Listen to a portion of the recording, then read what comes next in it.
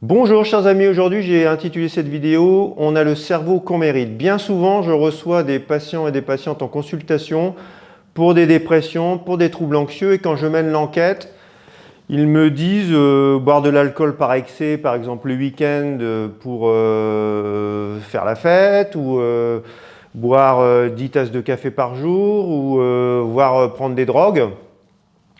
Donc je leur explique quand ils viennent me voir que s'ils veulent vraiment se donner toutes les chances de guérir de leur dépression ou de leur trouble anxieux, il faut absolument arrêter toutes ces conduites qui en fait viennent stresser le cerveau.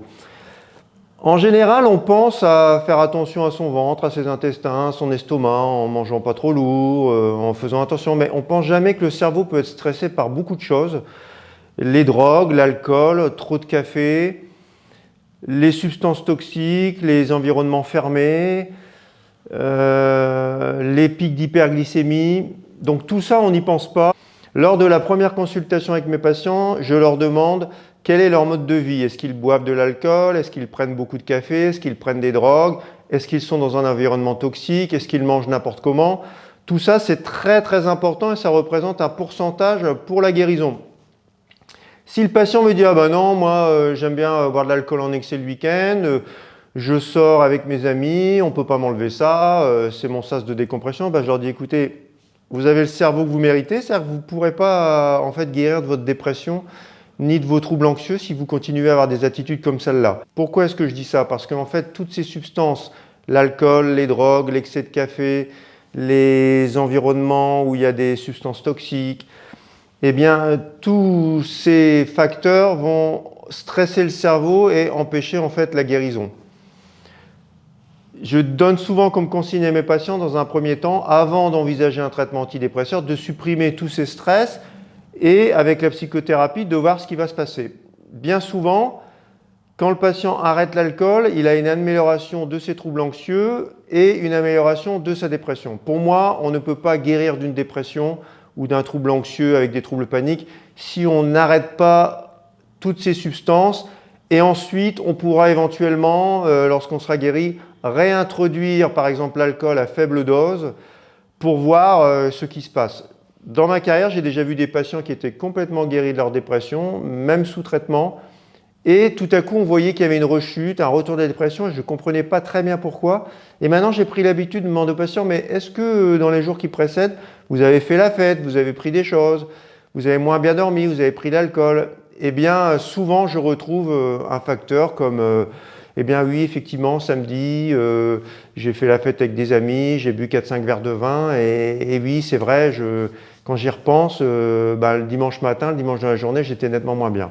Donc c'est très important de connaître la participation de ces facteurs, sinon vous ne pourrez pas avancer. Donc ce que je donne comme consigne à mes patients, c'est dans un premier temps, pour les troubles anxieux, on ne suspend pas brutalement le café parce que sinon on risque de faire un sevrage à la caféine. Donc on arrête le café l'après-midi, on se contente de 1 ou 2 tasses, et on réduit progressivement et on voit l'impact sur son trouble anxieux et sur son trouble panique.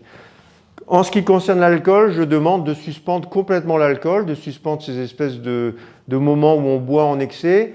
On arrête complètement et on voit comment se passe le trouble anxieux et la dépression. Et j'ai déjà eu la surprise de voir des patients qui guérissaient de leur dépression, évidemment avec un soutien de psychothérapie, mais qui s'amélioraient très rapidement à l'arrêt de l'alcool en ce qui concerne les troubles anxieux et les troubles dépressifs.